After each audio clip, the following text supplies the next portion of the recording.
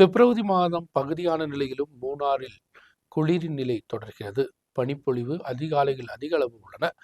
மூணார் குளிரின் ஆதிக்கம் அதிகரிப்பதால் ஏராளமான சுற்றுலா பயணிகள் தான் இங்கு வந்து செல்வர்.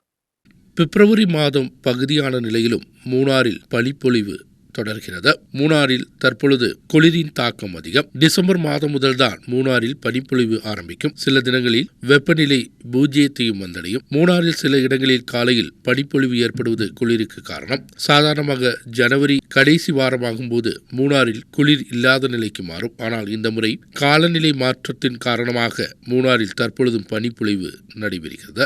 സാധാരണ നമുക്ക് മൂന്നാറിനെ സംബന്ധിച്ച് നമുക്ക് തണുപ്പ് ഡിസംബറിൽ അല്ലെങ്കിൽ നവംബർ പകുതിയോടെ തുടങ്ങും.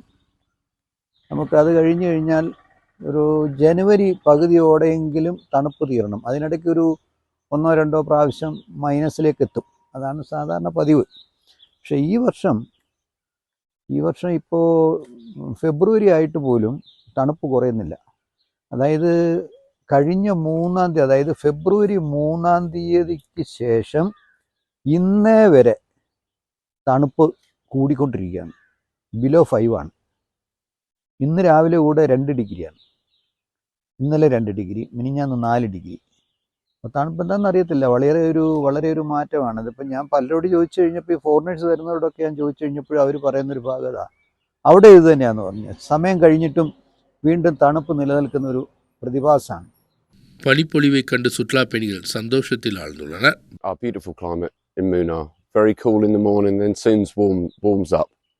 Yes, I love Munnar. Second time I've been. A very beautiful place.